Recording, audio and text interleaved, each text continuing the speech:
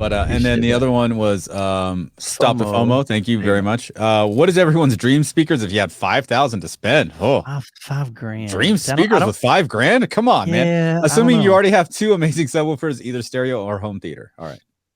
Yeah, see, I mean, I would say Sonus Faber. That's my kind of dream speaker. Those are beautiful. They sound great, but I don't know if you can get them in maybe their bookshelves for $5,000. I don't know. I wouldn't even know where to start. Honestly, there's so many that I haven't heard yet that I want to hear. I don't even know what would be my dream right now. Stereo, and I have a feeling that whatever it is, probably $5,000 wouldn't cover it. Small dreams. Yeah. I was gonna say, is that the taxes on the dream seeker? So to me, when somebody says dream speakers, these are like almost unattainable. It's man. He says small dreams. He says small dreams. Okay. Because I'm thinking like, you're gonna have to stay for years and years. That's like your dream, like your dream car, your dream home, your dream speakers. So $5,000. I mean, most of us can, even if it took us a couple years, that's not really long term kind of thing. So, but if we got small dreams, I could see that. I don't know that I could ever spend the kind of money that it would take to get to what I would consider like a dream speaker. I just don't know if I could spend that much money on speakers. So absolutely not at this point in my life. There's just too much going on. Maybe, in retirement when I have time where I can just sit down and sit back. Cause I can tell you right now, if I sit down for 5 minutes while I'm eating breakfast and I'm watching a movie, in my head, I'm thinking about all the other things I need to be doing. And that motivates me to get my butt up. I just don't have time from the guy that spent how much on a thing that measures speakers? Yeah, that's what I'm using it, but I didn't. It hits my head. I gotta say it. Yeah, that's why I gotta use it, man. People are like, "Oh, why don't you start testing drivers again?" I'm like, what? Are you kidding me? Like, I got other stuff I need to use this thing for now.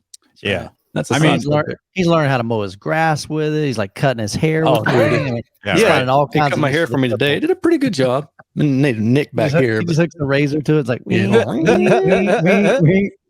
I mean, I've had 3 sets of speakers that are in the ballpark of 4,000 for the pair, right? The Klipsch RF73s were what, 1,800 a piece. Yeah, about 32 a pair.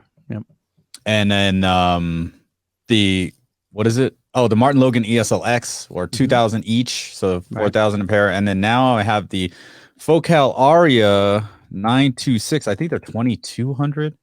Yeah, 2,200 each. So so that's in there. I mean, 44. These do very well. I really haven't gone back to multi-channel upstairs. I've been rocking 2-channel stereo, and the subs are off.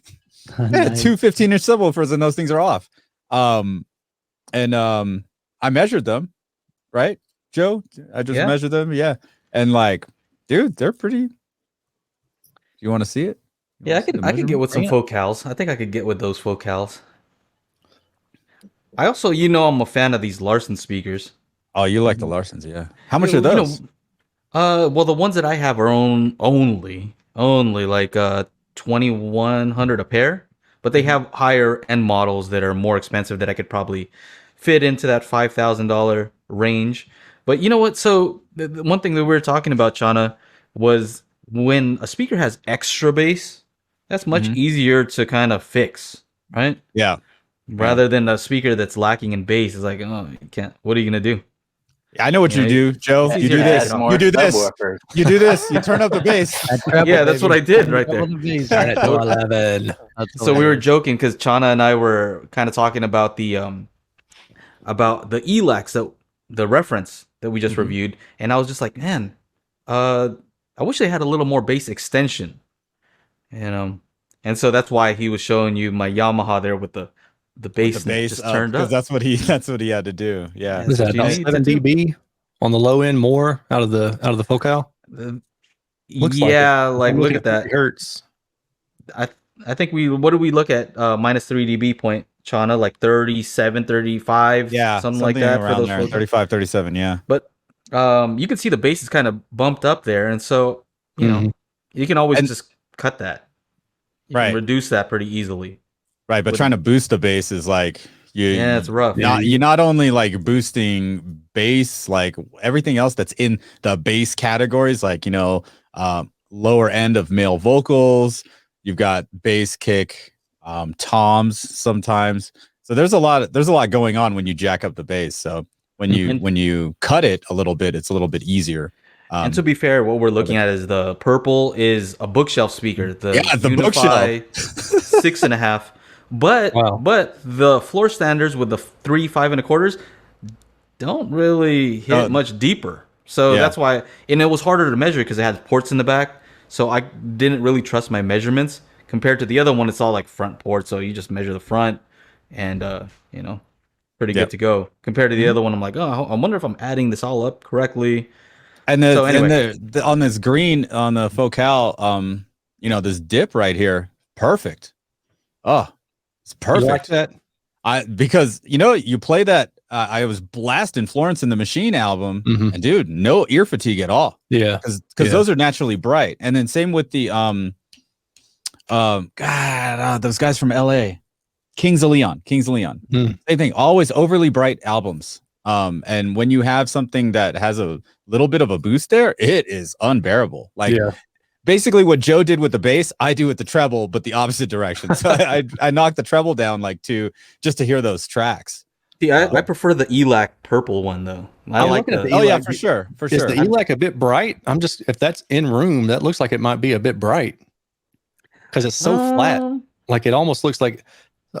Is that kind of near field ish? That's not like at the seated position, is it? It's near field. Yeah, it's near, but the thing is, the thing is that it's hard to tell because the lack of the bass tricks you. You can't tell what it is. Yeah, it's all relative, right? Like if there's less bass than you feel like should be there, then it could sound bright or it could sound not full of bass. It just depends on your reference, how you're terming things. So yeah, but not as far as brightness. No, it didn't sound bright. Yeah, if that was like in room, like 12 feet back or something, then that would be bright. When you say bright, are you talking 100 watt bulb or 60 watt bulb? 120 watt in that case.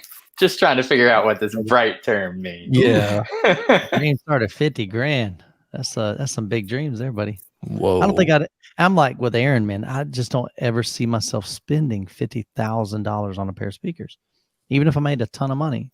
I just don't know if I would go that far. And I mean, obviously there are exceptions, but it seems like the majority of the time where I see some crazy high end setup where the speakers are $200,000, it's always like in somebody's room and the speakers are just positioned more like furniture than they would be something that they're listening to.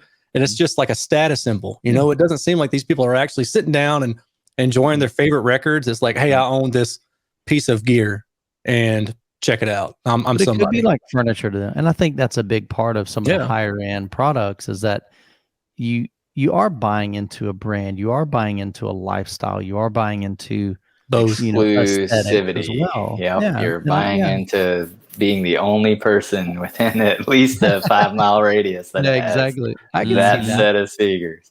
Yeah. Yep. Probably a lot more at that price.